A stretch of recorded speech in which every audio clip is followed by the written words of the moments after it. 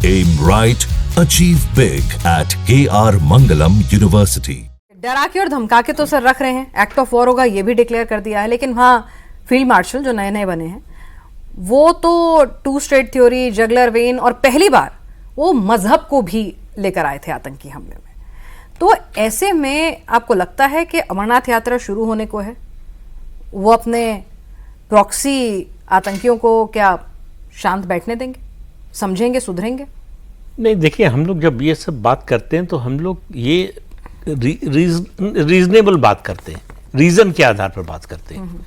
पाकिस्तान उस हिसाब से नहीं सोचता है, तो रीजन की बात आप करें तो बिल्कुल नहीं, सोचना भी नहीं चाहिए, करने की बात तो बहुत दूर है।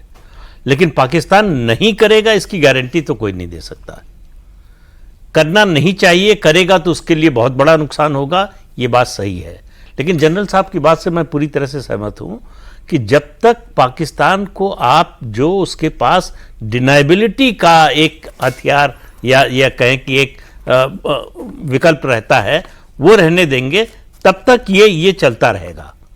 पीओजे के लेने का मतलब है कि फिर हम दुनिया को और अपने देश को, पाकिस्तान को, चीन को, किसी जिसको भी देखना हो दिखा सकते हैं कि हम ये करने में कैपेबल हैं। हम नहीं कर रहे थे तो इसलिए कि हम करना नहीं चाहते थे अभी तक, इसलिए नहीं कि हमारी क्षमता नहीं थी। तो बिल्कुल ठीक बात कही जनरल साहब ने कि मॉडर्न वॉरफेयर में ये जो जिस तरह की है, जो हमने किया है, उनके 11 एयर बेस हमने एक तरह से खत्म ही कर दिए, तो उनकी एयर पावर एक तरह से खत्म हो गई है। तो वो रिटेलिएट करने की हालत में उस तरह से है नहीं।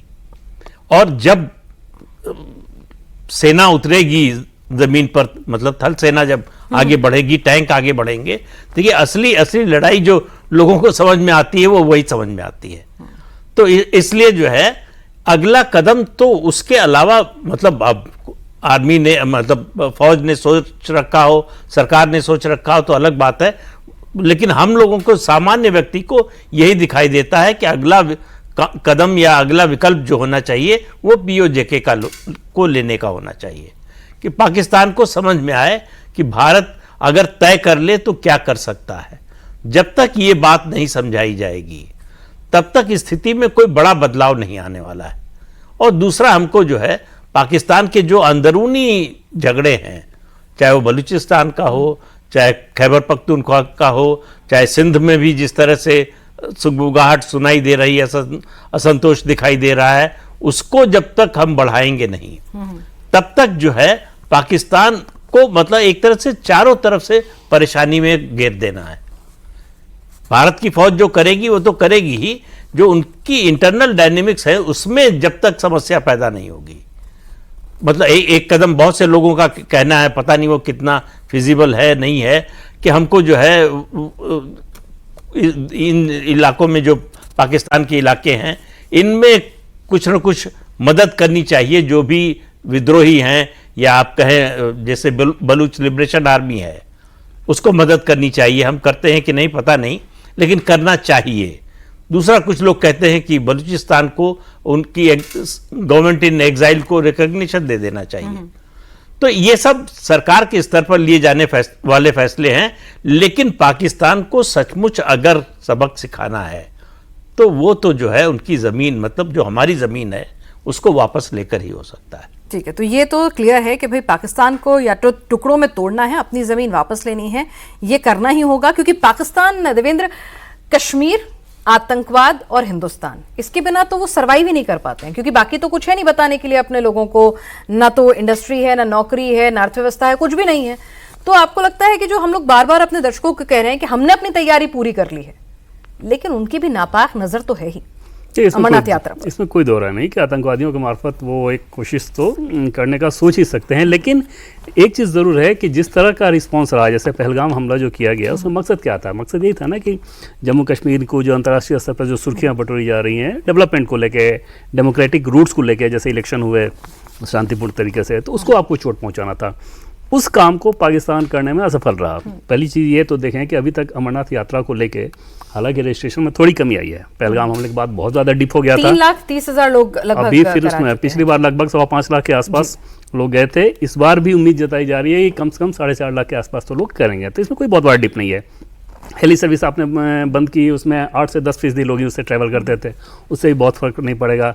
सिक्योरिटी के लेके जो किया गया है कि आज जम्मू कश्मीर के ऊपर राज्यपाल मनोज सिन्हा के प्रेस कॉन्फ्रेंस में सुन रहा था, अभी हम लोग जब बात कर रहे हैं तो ऑलरेडी एक ऑल पार्टी मीटिंग वो कर रहे हैं। 28 तारीख को एक सिविल सोसाइटी के साथ बैठक करेंगे। सिक्योरिटी वाले एस्पेक्ट पे देखें तो 3 टियर जो सिक्योरिटी सिस्टम दिया गया, Jammu Kashmir police, central paramilitary forces और इंडियन आर्मी, और इसमें पूरे रूट के दरमियान एक एक गांव ही नहीं बल्कि एक एक हट की मैपिंग की है, सबका डाटा। तो अभी हमें पता है कि किस गांव के किस हट पे कौन रह रहा है, क्या कर रहा है और किस पहाड़ी पे क्या मूवमेंट हो रहा है।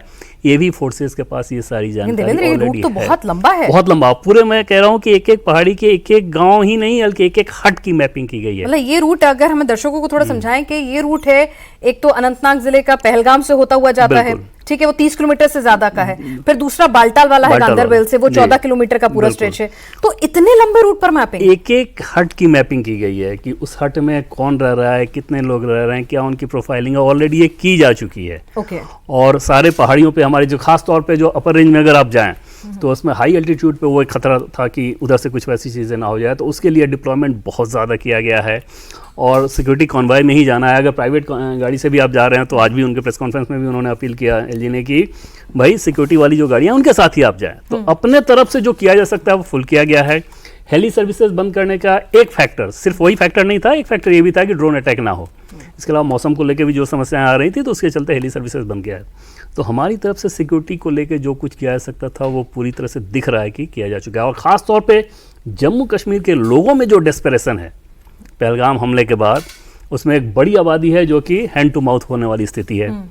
उसमें कुछ कश्मीरी मुझे बता रहे थे कि अभी तो ऐसी स्थिति है कि टूरिस्ट हमारे पास आए या श्रद्धालु हैं तो हम अपना शूज़ निकाल के उनको पहना दें कि आप चलो हम आपके पीछे चलते हैं, वैसी वाली स्थिति है। और ये पाकिस्तान की सबसे बड़ी हार है कि जम्मू कश्मीर की आवाम अगर तुमसे नफरत कर रही है तो इससे बड़ी जीत भारत के लिहाज से कुछ हो नहीं सकती थी। और ये अंतर्राष्ट्रीय स्तर पर दिख रहा है। इस डेस्परेशन में पाकिस्तान कोई खतरा उठाएगा इंडिकेशन नहीं है, पर तैयारी पूरी है कि अगर कुछ वैसा हुआ तो पिछली बार तो जो हमला था वो आतंकवादियों को न्यूट्रलाइज किया जा रहा था ना, उसके बाद तो भारत का डॉक्ट्रिन है कि अब हमारे खिलाफ वॉर होगा, तो वॉर का जवाब फिर उसी लिए और बोल दिया गया है कि ना तो आतंकी बचेंगे, ना उनके आका बचेंगे, और ना ही स्टेट एक्टर्स जो हैं वो भी उनको भी मतलब उनके साथ छोड़ा जाएगा। तो हमारे लाइन तो बिल्कुल क्लियर है।